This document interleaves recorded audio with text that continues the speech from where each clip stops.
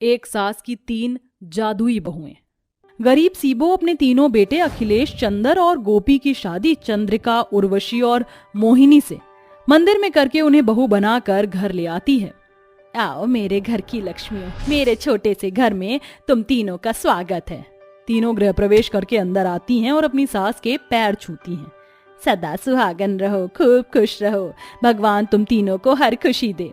फिर सीबो अपनी तीनों बहू का मुंह ताकते हुए सोचने लगती है, हे भगवान, इस झोपड़ी की एक छोटी सी जगह में मेरी 3 नई नवेली बहुएं कैसे रहेंगी। काश कि यहाँ 3 कमरे होते। इतना कहते ही गरीब सीबो की छोटी सी झोपड़ी में 3 अलग अलग कमरे बन जाते हैं। अम्मा, ये देखो, हमारी छोटी सी झोपड़ी में 3 कमरे कैसे आए? मुझे गरीब की विनती सुनने के लिए तेरा लाख लाख धन्यवाद ऊपर वाले। इस बात को सीबो भगवान की दया समझती है। अगली सुबह उसकी तीनों बहुएं रसोई में आती हैं। अरे, आज तो हम तीनों की पहली रसोई है ना, मगर ये क्या, रसोई में तो अन्न का एक दाना भी नहीं है। अब बिना राशन के हम अपनी पहली रसोई में क्या पकाएंगी। चंद्रिका, भले रसोई में राशन नहीं, मगर हम तीनों के पास जादुई शक्तियां तो हैं जिससे हम इस खाली भंडार को भर सकते हैं। ये कहते हुए तीनों मुस्कुराकर अपने जादुई हाथों को घुमाते हुए राशन के खाली डब्बों को छूती हैं। तभी उनके हाथों से सुनहरी रोशनी डब्बे में समाती है। वो सभी राशन से लबालब भर जाते हैं। तभी रसोई के दरवाजे पर खड़ी सास अपनी तीनों बहुओं को ये जादू करते हुए देख लेती है और कहती है, कौन हो तुम तीनों? माँ जी, हम आपकी बहुएं हैं। तुम तीनों जादूगरनी हो। मैंने अभी अभी तुम तीनों को जादू करते देखा है। तुम तीनों आम इंसान नहीं हो। बताओ, कौन हो तुम? अपनी सास के पूछे गए सवालों को सुनकर वो तीनों अपनी बीती जिंदगी में खो जाती हैं।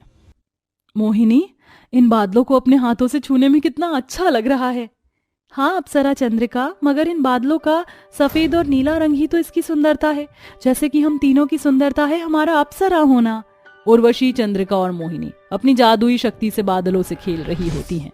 उनका गोरा रंग और चंचल चितवन देखकर स्वर्ण के हर राजा तीनों पर दिल हारे बैठे हुए हैं। अरे, तुम दोनों को स्मरण तो है ना, आज राजा नरेश ने उत्सव में आने के लिए हमें आमंत्रण भेजा है।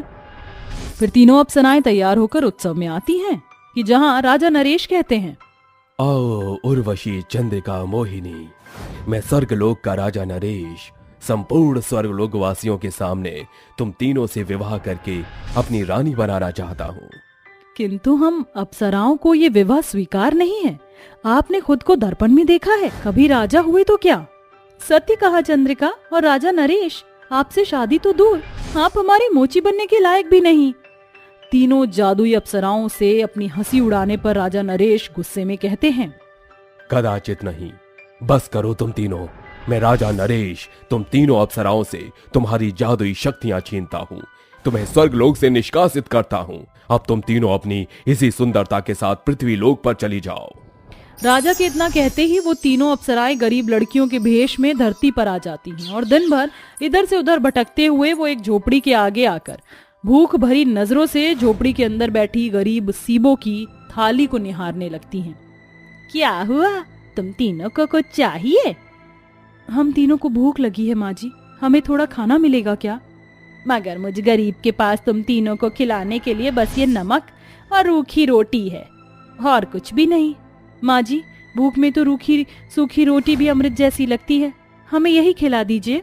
ये कहकर वो तीनों नमक रोटी खा लेती हैं और कहती हैं, आपने हम तीनों को खाना खिलाया है, बदले में हमें अपने घर का काम करने दीजिए।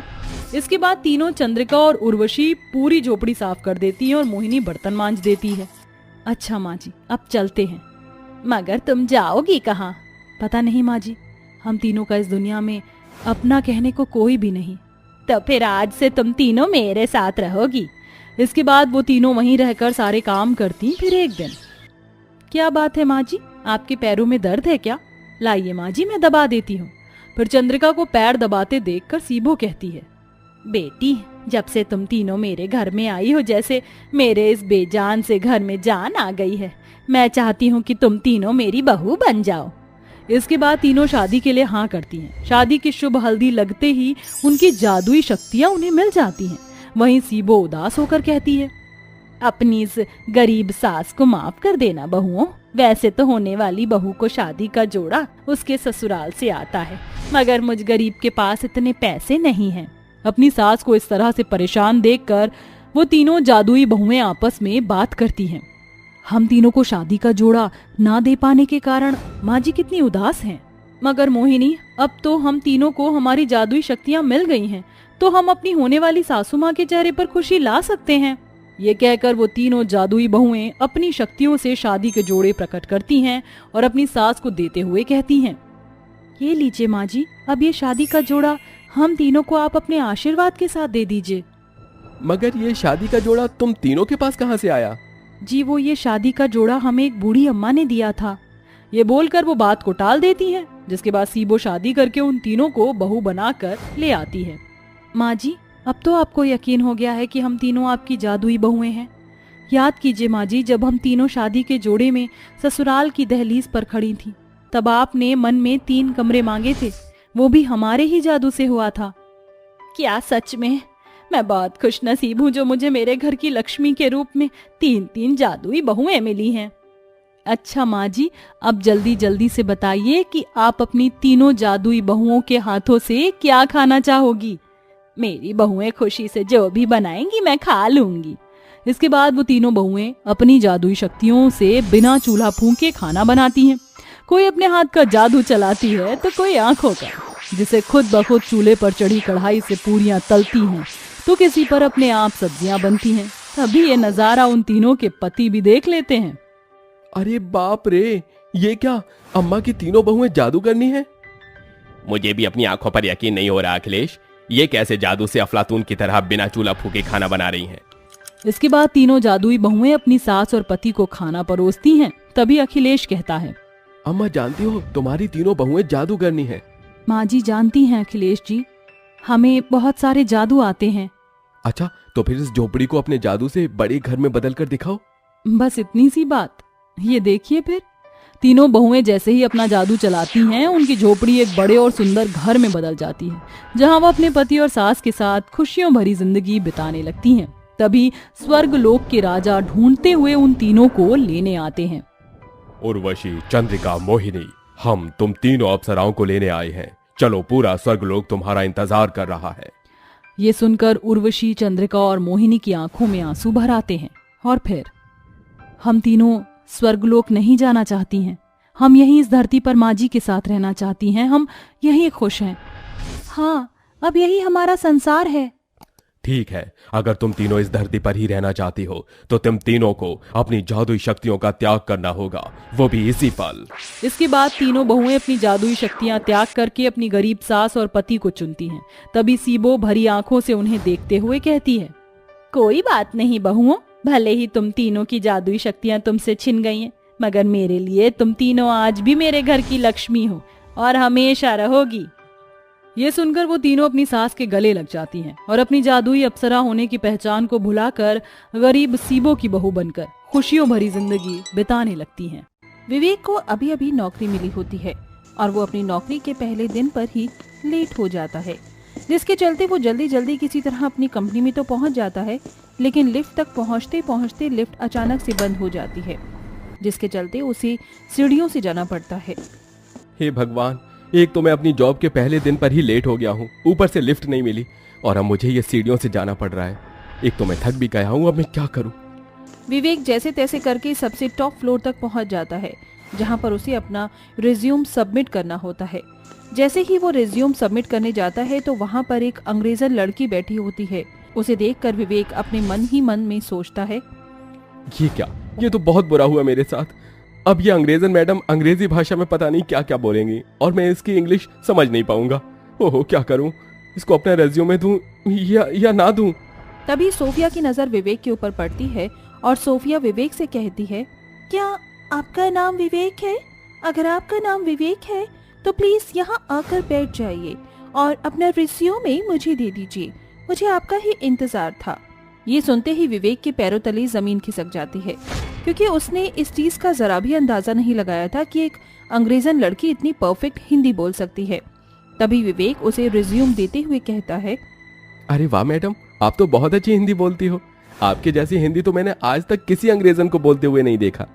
दरअसल बात ये है कि मेरे पिताजी फॉरेन के थे और मेरी माँ यही इंडिया की थी। मेरी माँ यहाँ से फॉरेन अपना करियर बनाने के लिए गई थी। वहाँ पर मेरे पिताजी से उन्हें प्यार हो गया था। बस मेरी माँ के चलते मुझे हिंदी और हिंदू लोगों से प्यार हो गया। कुछ समय बाद ही मेरे पिताजी की मृत्यु हो गई थी। इसके बाद मुझे मेरी माँ के साथ यहाँ इंडिया आना पड़ा। विवेक उस अंग्रेजन मैडम की ये बातें सुनकर शांत रह जाता है। उसे उसके लिए बहुत बुरा लगता है, लेकिन इसी के चलते सोफिया बहुत ज्यादा सुंदर भी थी। विवेक की नजरों में उसका चेहरा छप जाता है।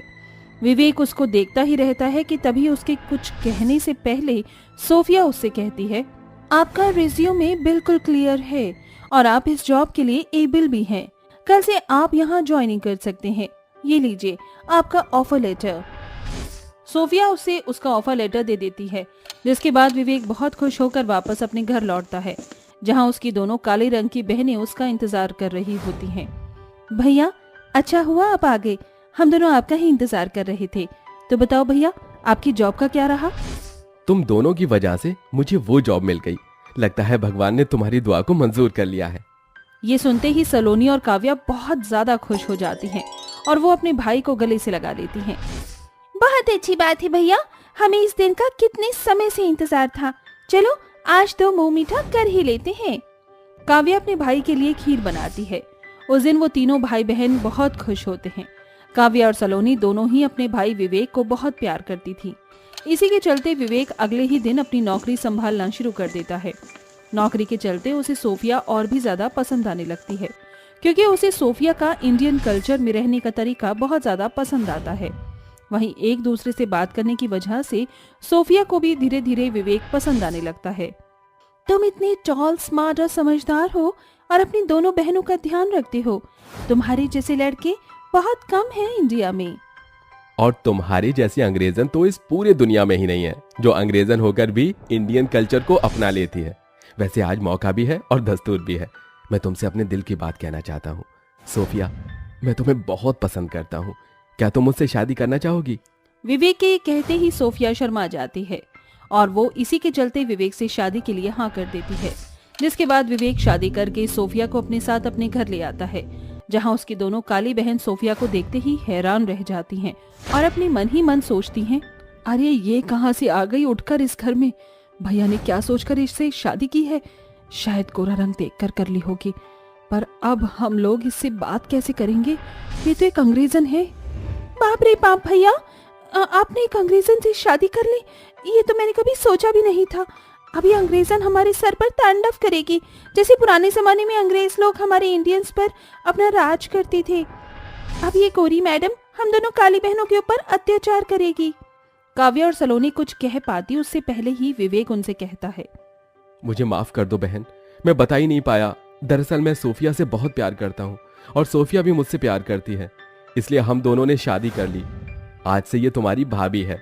सोफिया, ये सलोनी और ये काव्या है। तुम दोनों बहुत प्यारी हो। तुम्हारे भैया तुम्हारी बहुत तारीफ करते हैं। एक अंग्रेजन को हिंदी बोलते हुए देख दोनों बहनों की आंखें फटी की फटी रह जाती हैं। अरे वाह, पहली बार किसी अंग्रेजन को हिंदी में बात करते हुए देख रही हूँ। भैया, इट्स नॉट फेयर, आपको हमें बताना चाहिए था। अच्छा ये सब छोड़ो, आज हम फैमिली डिनर के लिए बाहर चलते हैं। इसी के बहाने मेरी शादी की पार्टी भी हो जाएगी। विवेक अपनी दोनों काली बहनों और अपनी पत्नी सोफिया को एक रेस्टोरेंट में ले जाता है, जहां वो सब डिनर करते हैं। घर वापस आने के बाद छत पर दोनों बहनें एक दूसरे से बातें करने लगती हैं। ये तो शुरुआत है, देखना आगे जाकर हमारी अंग्रेजन भाभी हमारे ऊपर अत्याचार करेगी। सही कहा तुमने, लेकिन उनके अत्याचार करने से पहले हम उन्हें ही दबा कर रखते हैं, यानी कि हम उनसे घर के सारे काम करवाएंगे और उन्हें बहुत परेशान करेंगे, जिससे कि वो इतनी परेशान हो जाएंगी और वो इस घर को छोड़कर ही चली जाएंगी। ये तो मस्त रापचिक आइडिया है। कल से हम उनका जीना दुश्वार कर देंगे। अगले दिन जैसे ही सवेरा होता है, सलोनी और काव्या दोनों ही अपनी अंग्रेजन भाभी को सुबह के 5 बजे ही उठा देती हैं और उससे सारे घर के काम करवाती हैं। घर के सारे काम होने के बाद वो दोनों उसे उसकी पहली रसोई के लिए कहती हैं। भाभी, आज आपकी पहली रसोई की रस्म है, इसीलिए इंडियन कल्चर का ही खाना बनाना है एंड आई होप कि आप इंडियन कल्चर का खाना बना लोगी। तुम चिंता मत करो, तुम्हें जो खाना है मुझे बता दो, मैं तुम्हारे लिए सब कुछ बनाऊंगी। दोनों बहनें मिलकर कई प्रकार की डिशेस सोफिया को बता देती हैं, जिनके बारे में सोफिया को जरा भी अंदाजा नहीं होता। इसी के चलते सोफिया YouTube पर सर्च करके सभी डिशेस के बारे में जानकारी निकालती है और एक एक करके बनाना शुरू कर देती है। कुछ ही घंटे बाद वो सारी चीज बनाकर खाने की टेबल पर लगा देती है। खाने की खुशबू बहुत अच्छी आ रही होती है। जैसे ही विवेक वहाँ पर आकर अलग अलग प्रकार के पकवान देखता है तो वो बहुत ज्यादा खुश हो जाता है। अरे वाह, खाने की खुशबू तो बहुत अच्छी आ रही है। लगता है ये सारा खाना सोफिया ने बनाया है। सोफिया, तुम तो सच में बहुत माइंड ब्लोइंग हो। सोफिया की तारीफ सुनकर काव्या सलोनी को बहुत गुस्सा आता है। अपने भाई के ऑफिस जाने के बाद वो अपनी अंग्रेजन भाभी से घर के हर एक काम को दोबारा करवाती हैं। वही बेचारी सोफिया उन्हें कुछ न कहकर चुपचाप उनकी सारी बातें मानती है। ऐसे ही अब रोजाना का हो जाता है। वो कोई ना कोई बहाने से अपनी अंग्रेजन भाभी को परेशान करने लगती हैं। भाभी, आपको पता नहीं होगा, इसलिए हम बता रहे हैं। कल अमावस्या है तो आपको सुबह 5 बजे उठकर नदी के ठंडे पानी से नहा कर आना होगा। ठीक है, अगर ये जरूरी है तो मैं जरूर करूंगी। सोफिया उनकी बात मान लेती है और अगले ही दिन सुबह नदी के ठंडे पानी से 5 बजे नहा कर आती है, जिसके चलते उसकी बहुत ज्यादा तबीयत भी खराब हो जाती है। लेकिन फिर भी काव्या और सलोनी को जरा भी उसके ऊपर तरस नहीं आता और वो उसकी तबीयत खराब होने के बाद भी घर के सारे काम उसी से करवाती हैं। लेकिन काम करते करते अचानक से सोफिया बेहोश हो जाती है। वो दोनों बहनें मिलकर उसे उसके कमरे में बिस्तर पर लेटा देती हैं। लगता है हमने इनसे कुछ ज्यादा ही परेशान कर दिया। अरे अच्छी बात है ना, अब ये इस घर को छोड़कर चली जाएगी। वैसे भी इन गोरों को हम कालों से बहुत नफरत होती है और मुझे पता भी है कि ये हमें पसंद भी नहीं करती होगी। तभी सोफिया को होश आ जाता है और वो दोनों काली बहनों से कहती है, जैसा तुम सोच रही हो ऐसा बिल्कुल भी नहीं है। मुझे तुम्हारे काले रंग से कोई दिक्कत नहीं है, बल्कि मुझे तो तुम्हारा ये रंग बहुत ज्यादा पसंद है।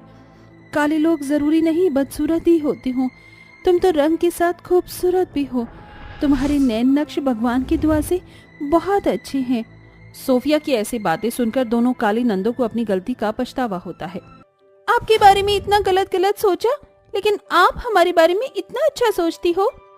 आज पता चला कि हमारे भी कुछ मायने हैं और गोरे काले से कुछ नहीं होता। भाभी जी, हमें माफ कर दो, हमसे बहुत बड़ी गलती हो गई। हमें आपके साथ ऐसा नहीं करना चाहिए था। सोफिया उन दोनों को उनकी गलती के लिए माफ कर देती है, जिसके बाद दोनों काली ननंद अपनी अंग्रेजन भाभी के साथ हंसी खुशी रहने लगती हैं।